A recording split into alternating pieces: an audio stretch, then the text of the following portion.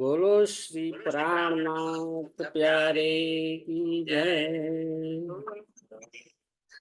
वंदो सतगुरु चरण को, करुधनि प्रेम प्रणाम।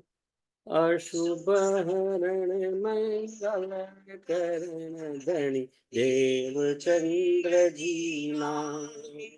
श्री प्राणनाथ निज मूलपति, श्री महराज सुनाम।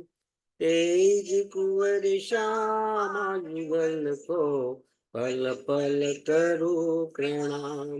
धनी जी मारा पल पल करो प्रणाम। बोलो श्री प्राणनाथ प्यारे की जय। चर्चा प्रारंभ होत है, सुनो साथ चित दई। भजो राज श्यामा श्री प्राणनाथ, सखी जीवनी हमारो ए। श्री महामत कहे साथ जी, बया चर्चा का वखत। अब तुम सुनियो चित दे, लाल आगे आए बैठे तखत। लाल आगे आए बैठे तखत। बोलो श्री प्राणनाथ प्यारे की जय। पूर्ण ब्रह्म सच्चिदानंद स्वरूप श्री धाम धनिष्य अक्षरातीत પરમાત્માની અસીમ કૃપાથી, સદગુરુ મહારાજના અપાર આશીર્વાદથી આપણે શ્રી વિતક સાહેબની ચર્ચા કરી રહ્યા છીએ. એમાં અગાઉ આપણે જોઈ ગયા કે 16 વર્ષની ઉંમરમાં શ્રી દેવચંદ્રજી બધું જ છોડીને કચ્છમાં પ્રવેશ કરે છે. કચ્છમાં પ્રવેશ કરે છે તે વખતે એમના મનમાં 3-4 સવાલ છે, એનો જવાબ મેળવવો છે કે હું કોણ છું, હું ક્યાંથી આવ્યો છું, મારા ખાવંદ એટલે મારા માલિક કોણ છે, ના સંસારમાં હું શા માટે આવ્યો છું. આ જે સવાલ છે એ સવાલનો જવાબ. અને એમાં પહેલામાં પહેલો સવાલ હોય કે ભાઈ પરમાત્મા કોણ છે. તો એનો જવાબ મેળવવા માટે એક મંદિરમાં જાય છે. ત્યારબાદ સંન્યાસીજીને મળે છે. સંન્યાસીજી કહે છે એ પ્રમાણે ગુરુ બનાવે છે, મંત્ર આપે છે. એ કહે છે કઠોરમાં કઠોર સાધના કરે છે. અને ત્યારબાદ એ પોતે પુનઃ અવલોકન કરે છે કે મને કંઈ પ્રાપ્ત થયું. પરંતુ એ જ્યારે પોતાની અંદર અવલોકન કરે ત્યારે એમને અનુભવ થાય કે મને કશું જ પ્રાપ્ત થયું નથી. વૈરાગી સાધુ પાસે જાય છે. એમને જોયું તો આ બધા નશો કરીને સૂતા છે, એમની પાસે તો કોઈ જ્ઞાન જ નથી. રસ્તામાં મસ્જિદ આવે છે, મસ્જિદમાં પણ મુલ્લા સાથે વાત કરે છે, પણ પરમાત્માની ઓળખ એમને પ્રાપ્ત થતી નથી. ત્યારબાદ વેશધારી બ્રાહ્મણો પાસે ગયા. એમને જોયો બાહ્ય વેશનો આડંબર જોવા મળ્યો એમનો. અને જ્યારે એમની સાથે વાતચીત કરી તે વખતે વાતચીતની અંદર પરમાત્માનું જે જ્ઞાન મેળવવા માંગતા હતા એનું મળ્યું જ નહીં. પરમાત્મા નિરાકાર છે, નિરાકાર. હવે દેવચંદ્રજીને સવાલ હતો કે આ જે સૃષ્ટિ આ સાકાર સ્વરૂપ છે, તો પરમાત્મા નિરાકાર કઈ રીતે હોઈ શકે? એમનું દિવ્ય સ્વરૂપ તો હોય કે તે દિવ્ય સ્વરૂપ કેવું હશે? એ સવાલ એમની અંદર બહુ જ થયા કરતો. કોઈ જગ્યાએ પરમાત્મા વિશે સંતોષકારક જવાબ ના મળ્યો તો અહીં આગળ 4 વર્ષ નીકળી ગયા. જો આમ 4 વર્ષ વ્યતીત થઈ ગયા. ક્યાં? કચ્છની અંદર. વિચાર કરો સુંદર સાજી, 4 વર્ષ કઈ રીતે કાઢ્યા હશે. પોતાની જાતે જ્યાં મળે ત્યાં ધર્મશાળામાં રહેવાનું, પોતાની જાતે ભોજન બનાવવાનું, અને ત્યાર પછી સવાર થાય એટલે બધાની મુલાકાત લેવાની, બધાને સાંભળવાના. એ જેમ કે એ પ્રમાણે સાધના કરવાની, દેહ દમન કરવાનું. પરંતુ છેવટે કંઈ પ્રાપ્ત ન થયું ત્યારે આપણા ધનીજી શ્યામા મહારાણીની શક્તિ છે આ, જેમનું નામ છે દેવચંદ્રજી. એ કચ્છમાંથી ભોજનગરમાં આવે છે. અને ભોજનગરમાં જેવા પ્રવેશ કર્યા ને, એવા જ એક બહુ સુંદર મંદિર હતું. અને મંદિરમાંથી જે આરતીનો સમય હતો અને એનું જે ધ્વનિ એમને સંભળાઈ, અને બહુ જ મીઠા સ્વરની અંદર ભજન પણ એમને સાંભળવા મળ્યું. એટલે કોઈને પૂછ્યું કે ભાઈ આ કોનું મંદિર છે? એટલે પેલા ભાઈએ કહ્યું કે આ રાધા વલ્લભ સંપ્રદાયના આચાર્ય છે હરિદાસજી, અને એ બાલ મુકુંદ અને બાકી બિહારીની આગળ સેવા કરે છે, અને એ બહુ પ્રખ્યાત છે અહીંયા આગળ. એટલે દેવચંદ્રજી અંદર પ્રવેશ કરે છે, હરિદાસજીને મળે છે. એમને માહિતી તો મળી કે રાધા વલ્લભ સંપ્રદાયના આચાર્ય છે, અને સખી ભાવથી બાલ મુકુંદ અને બાકી બિહારીની સેવા કરે છે.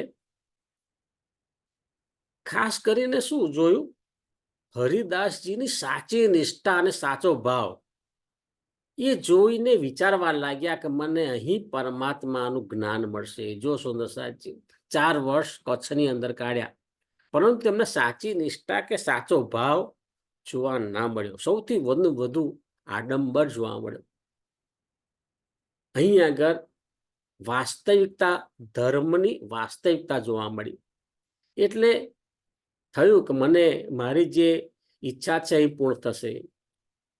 તેમને ચિત્તવૃત્તિમાં આનંદ અને શાંતિનો અનુભવ થવા લાગ્યો. જો સુંદર સાહેબજી, એના વાઇબ્રેશન પણ કેટલા હોય. જ્યાં સરસ બહુ નિષ્ઠાથી અને ભાવથી સેવા થતી હોય, તો એ જે મંદિર છે એના વાઇબ્રેશન પણ એવા હોય કે આપણને આનંદનો અનુભવ કરાવે, આપણને શાંતિનો અનુભવ કરાવે.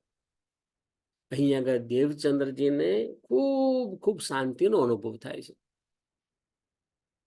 હવે અહીંયા થોડો પરિચય આપ્યો છે કે ભાઈ હરિદાસજી કોણ હતા.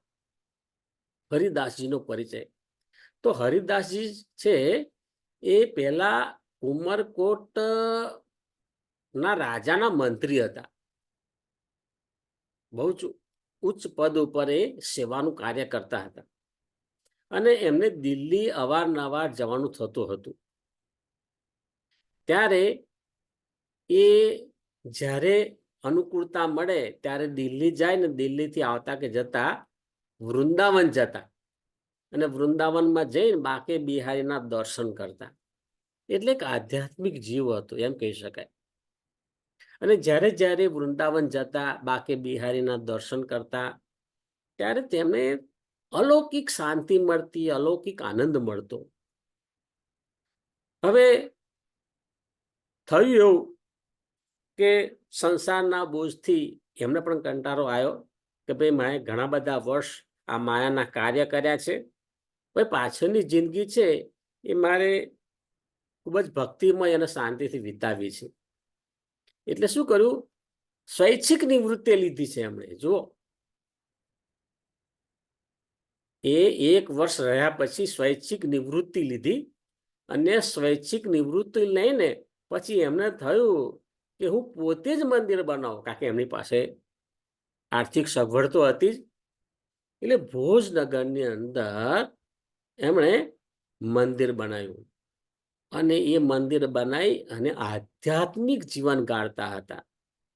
એટલે મારે પાછળનું જીવન આધ્યાત્મિક કાઢવું છે. જુઓ, તો એમના પરિવારની અંદર આપણને ખ્યાલ છે કે એમના પુત્રનું નામ વૃંદાવન દાસજી છે. એ પતિ પત્ની અને એમનો પુત્ર આટલા અહીંયા આગળ રહી અને આધ્યાત્મિક જીવન ગાળતા હતા. અને મતુ મહેતાના પણ એ ઓળખતા હતા, કારણ કે મતુ મહેતા શોધતા શોધતા અહીં સુધી આવ્યા હતા હરિદાસજીને મળવા. અને એમણે વાત તો કરી રાખી હતી કે મારા પુત્ર દેવચંદ્રજી છેલ્લા 4 વર્ષથી એ દેખાતા નથી, એ ભક્તિના માર્ગે ક્યાંક નીકળી ગયા છે. ત્યારે હરિદાસજીએ કહ્યું કે હા, અહીંયા આગળ આવશે ને તો પહેલાં હું તમને જાણ કરીશ. તો આ રીતે એ મતુ મહેતાને સાહેબ ઓળખતા હતા. મતુ મહેતાની શું તકલીફ છે એ પણ જાણતા હતા. એટલે જેવા દેવચંદ્રજી અહીંયા આગળ આવ્યા અને દેવચંદ્રજી જોડે વાતચીત કરી અને પૂછ્યું, તમે ક્યાંથી આવો છો? તો કે ઉમરકોટથી આવો છું. તમારું નામ શું? દેવચંદ્રજી. પિતાજીનું નામ શું? મતુ મહેતા. એટલે એમને વાત બિલકુલ બંધ બેસી ગઈ કે સારું, આ બાજુ દેવચંદ્રજીને રહેવાની, જમવાની બધી સગવડ આપે છે અને બીજું બાજુ સમાચાર મોકલે છે મતુ મહેતાને કે આપનો પુત્ર મારે ત્યાં આવી ગયો છે, સહેજ પણ ચિંતા કરશો નહીં, શાંતિથી તમે મળવા માટે આવજો. જો તો આ રીતે સમાચાર મોકલ્યા. હવે જેવી જાણકારી મળી, જો મતુ મહેતાને જેવી જાણ મળી એવું મતુ મહેતાએ મીઠાઈ ખવડાવે છે પોતાની પત્ની કુંવરબાઈને અને કહે છે કે મીઠાઈ ખાઓ. તો કે ભાઈ શાની મીઠાઈ? મને તો મીઠાઈ ખાવી જ નથી. દેવચંદ્ર ગયા પછી મને બિલકુલ ખાવાનું ગમતું નથી. કારણ કે એની જ તમને ખુશીના સમાચાર આપું. આપણા દેવચંદ્રજી મળી ગયા છે, હરિદાસજી ત્યાં છે. એટલે જો બંને જણ મતુ મહેતા અને કુંવરબાઈ બંને ખૂબ જ હરખથી આવે છે, પોતાના પુત્રને મળે છે, પુત્રને સમજાવે છે કે બેટા હવે ઘરે ચાલો. પણ દેવચંદ્રજી કહે છે, પ્રણામ કરે છે, સંપૂર્ણ વિવેકથી પ્રણામ કરે છે અને કહે છે જો મારું લક્ષ્ય પૂર્ણ કરવા દો. હું મારું લક્ષ્ય છે એ પૂર્ણ કર્યા વગર નહીં આવું. મારું લક્ષ્ય એ પરમ તત્વની પ્રાપ્તિ કરવી છે. એમનો જે દ્રઢ સંકલ્પ હતો, હવે માને એવો હતા નહીં. ત્યારે હરિદાસજી સમજાવે છે મતુ મહેતા અને કુંવરબાઈને કે આમ કરો ને, તમે બંને અહીંયા આગળ રહેવા માટે આવી જાઓ. હવે આ વાત બંનેને ગળે ઉતરે છે કે ભાઈ ભોજનગર ચલો આવી જઈએ. એટલે મતુ મહેતા એમનું જે કંઈ ત્યાં હતું કામકાજ એ બધું ત્યાં પરવારીને, બધું સમેટીને અને જે કંઈ સામાન હતો એની સાથે લઈ અને અહીં આગળ રહેવા માટે ભોજનગરમાં રહેવા માટે આવે છે. ભોજનગરમાં પણ એક મકાન લે છે ભાડે અને એમાં સામાન ગોઠવે છે અને ત્યાં રહે છે અને ત્યાંથી એમનાથી જે થાય એ બિઝનેસ કરે છે. પણ આ વાત માતા પિતા માની જાય છે અને ભોજનગર રહેવા આવી જાય છે. જો કેટલી કુરબાની છે કે પોતાનું સંતાન છે, સંતાનને ખૂબ જ પ્રેમ કરે છે, સંતાન આધ્યાત્મિક માર્ગે છે, તો એ આધ્યાત્મિક માર્ગે ભલે જાય પરંતુ એને અમે સપોર્ટ કરીએ, અમે સાથે રહીએ, એ જે ભાવ છે એ ભાવથી માતા પિતા અહીં આગળની સાથે રહેવા માટે આવી જાય છે. જો અહીં આગળ બતાવ્યું છે, આ હરિદાસજી છે, બાકી બિહારીની મૂર્તિ, બાલમુકુંદની મૂર્તિ, અને જ્યારે એ સુંદર સ્વરે ભજન ગાતા હતા તે વખતે શ્રી દેવચંદ્રજી આવી અને બધા બેઠા છે એમ બધા બેસી અને સાંભળે છે. જો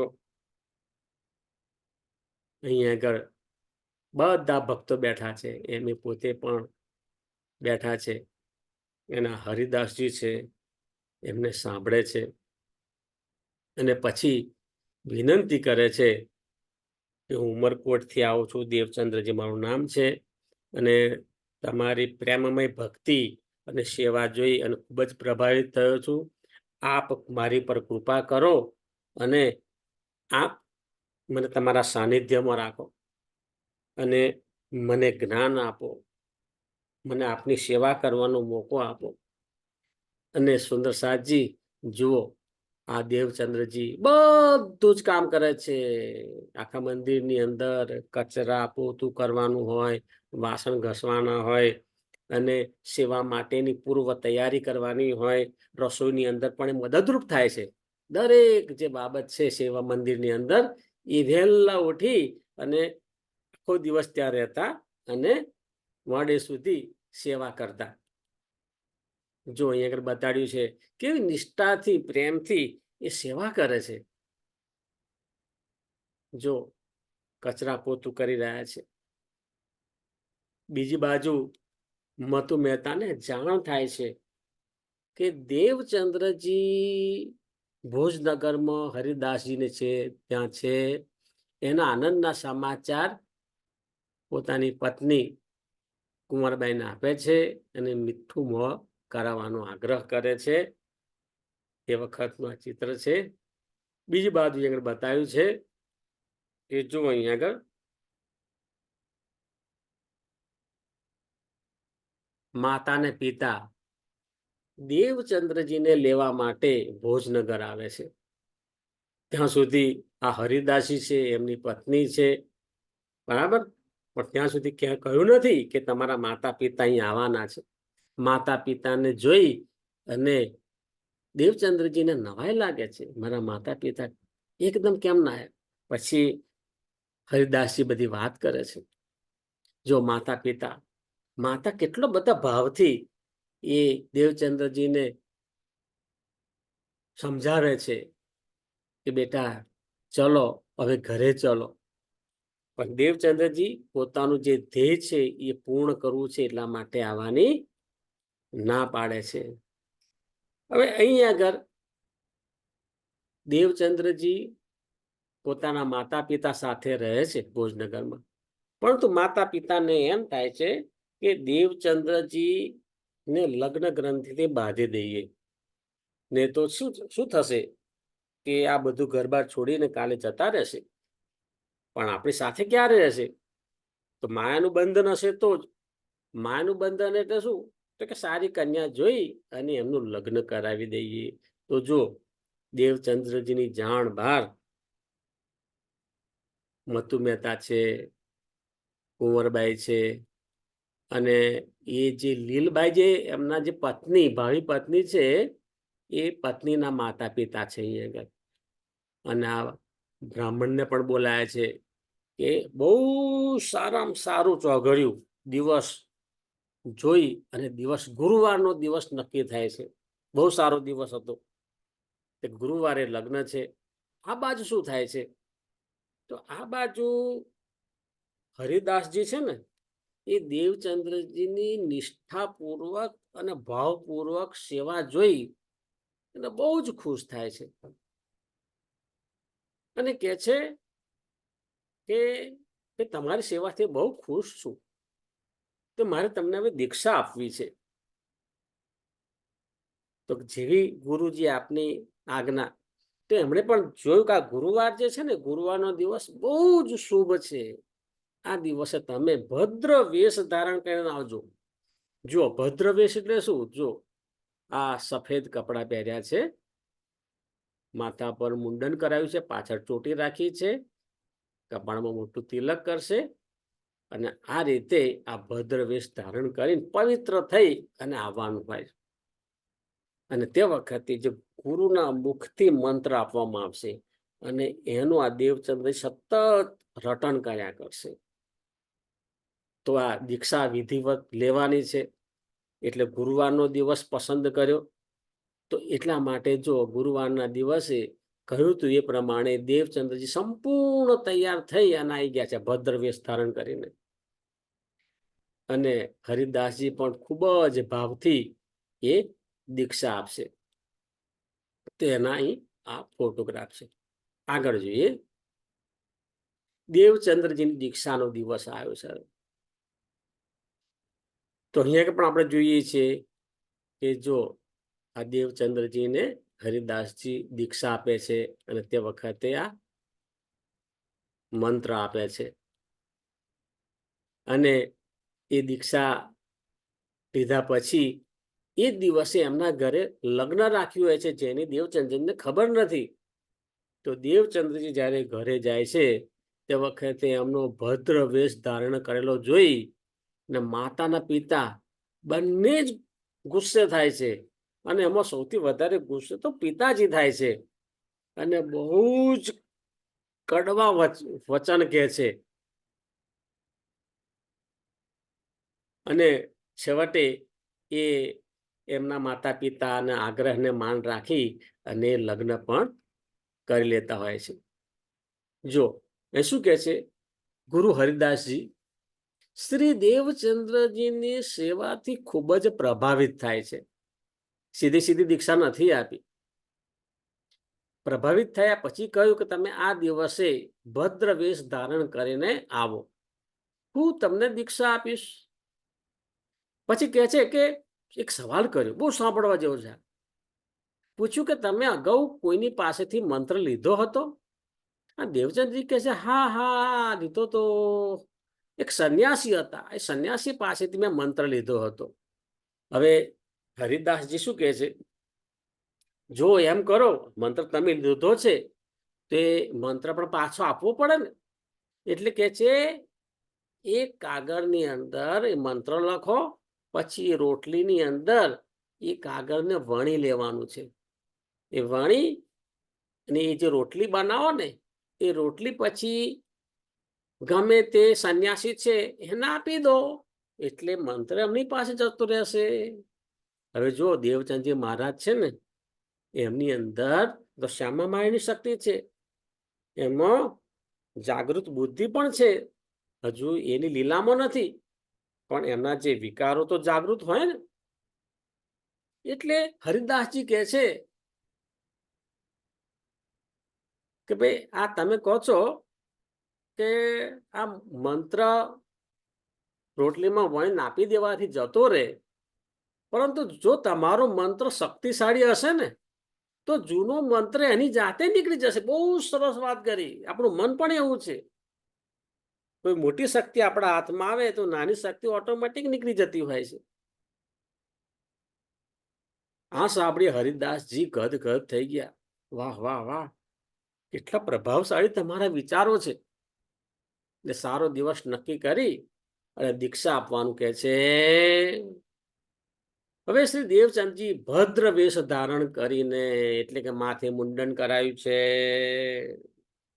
સફેદ વસ્ત્ર ધારણ કર્યા છે, પાછળ મોટી ચોટી રાખી છે, એવા ભદ્ર વેશ ધારણ કરી અને આવે છે. અને શ્રી હરિદાસજી એમની જે કે શાસ્ત્રોક્ત વિધિ છે એનું સંપૂર્ણ પાલન કરી હરિદાસજીને મંત્ર આપે છે. અને મંત્રમાં શું કે છે કે ભજ મન નિત્ય વૃંદાવન કુંજ વિહારી નિત્ય વિલાસ. આ જે મંત્ર છે, કારણ કે એ બાકે બિહારી, વૃંદાવન વિહારી, જેને કુંજ વિહારી કહેવાય, એની આરાધના કરતા હતા. એટલે એનો મંત્ર આપે છે. આ મંત્ર લઈ દેવચંદ્રજી પોતાના ગુરુ હરિદાસજીના ચરણોમાં પ્રણામ કરી ખૂબ જ આનંદિત થઈ પોતાને ધન્ય ધન્ય સમજી અને પોતાને ઘેર જાય છે. હવે જો અહીં સુધી બરાબર છે. હવે દેવચંદજીને એ ખબર નથી કે ઘરે જઈશ ને મારી શું દશા થવાની છે. ઘેર તો મતુ મહેતા કુંવરબાઈએ લગ્નની તૈયારી કરી દીધી, સંપૂર્ણ તૈયારી. સીધા આવે એટલે બેસાડી જ દેવાનું. કેમ? કારણ કે હમણાં પૂછવા જઈએ તો પાછા હાથમાં નહીં આવે. એટલે મતુ મહેતા અને કુંવરબાઈએ દેવચંદ્રજીને જાણ કર્યા વિના લગ્નની પૂરેપૂરી તૈયારી કરી છે. જો આજુબાજુથી બધા સ્નેહીજનો ગામજનો પણ આવી ગયા છે. મતુ મહેતા પણ કઈ જ કસર બાકી ના રહે એના માટે એનું ડેકોરેશન કરવાની સૂચના આપી છે. રસોઈની પણ સંપૂર્ણ તૈયારી કરી દીધી છે. બ્રાહ્મણને પણ બોલાયા છે કે સરસ રીતે વિધિવત લગ્ન થાય. હવે યોગાની યોગ ભિક્ષાનો દિવસ અને લગ્નનો દિવસ એક જ હતો. હવે શ્રી દેવચંદ્રજી ભદ્ર વેશની અંદર પ્રવેશ કરે છે. પિતાજી મતુ મહેતા શ્રી દેવચંદ્રજીને ભદ્ર વેશમાં જોઈને રાતા પીડા થઈ ગયા. એટલો બધા ગુસ્સે પણ થયા ને એટલું બધું દુઃખ થયું. બંને થાય છે. હૃદયની અંદર બહુ જ દુઃખ થાય છે કે આ શું વેશ ધારણ કર્યો, હું શું મોં બતાડીશ. અને ગુસ્સે પણ થાય છે કે ભાઈ મારું કયા શબ્દોમાં આને સમજાવવું. અને વાણી વિતક સાહેબમાં કહ્યું છે કે ભાઈ આ વેશ ધારણ કર્યો છે તો અમારી હયાતી ના હોય ને, જ્યારે અમે દેહ ત્યાગ કરીએ ને ત્યારે આ તમારો આ વેશ ધારણ કરવાનો હોય. અમે તો જીવતા છીએ, અમારે જીવતા જીવ આવો કઈ તમે વેશ ધારણ કર્યો છે. દેવચંદ્રજી કહે છે પણ શું વાત છે એ તો મને કહો. તો કે આજે તારું લગ્ન અમે નક્કી કર્યું છે, આજે લગ્નનો દિવસ છે. દેવચંદજી કહે છે મેં તમને પહેલેથી કહ્યું છે, જ્યારે જ્યારે તમે પૂછ્યું તે વખતે મેં કહ્યું છે કે મારા લગ્ન નથી કરવા. મારા લગ્ન તો બાકે બિહારી સાથે થઈ ગયા છે. તમે કેમ વાત સમજતા નથી?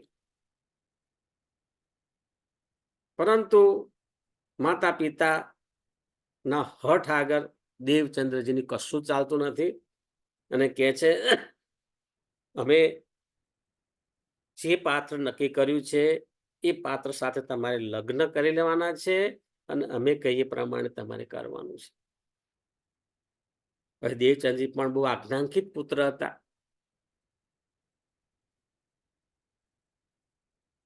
એમણે કહ્યું કે મેં શ્રી કૃષ્ણજી સાથે લગ્ન કરી લીધું છે. મેં સ્પષ્ટ ના પાડી હોવા છતાં તમે કેમ આવું કરો છો? પરંતુ મતુ મહેતાની જીદ આગળ એ નમતું જોખે છે અને દેવચંદ્રજીના લગ્ન લીલબાઈ સાથે કરાવી લીધા છે. જો મૂળ સ્વરૂપના હુકમથી થાય, મૂળ સ્વરૂપ છે જ ઉપરથી જ કે ભાઈ આવું બધું થશે, પણ લગ્ન તો લીલબાઈ પાત્ર પહેલેથી શોધેલું જ છે. લીલબાઈ એટલું સરસ પાત્ર છે કે એ જે દેવચંદ્રજી ના માર્ગની અંદર ક્યારે આડાયા નથી. એમની ભક્તિના માર્ગની અંદર હંમેશા સહાયરૂપ બન્યા છે. માતા પિતાની સેવા કરી છે, દેવચંદ્રની સેવા કરી છે અને એમના ભક્તિ કાર્યની અંદર પણ મદદરૂપ રહ્યા છે. બોલો શ્રી પ્રાણનાથ પ્યારે કી જય, સદગુરુ મહારાજ કી જય, કૃષ્ણ કનૈયા લાલ કી જય. પ્રણામ સુંદર સાજી, સુંદર સાજીના ચરણોમાં મારા કોટાન કોટી પ્રણામ.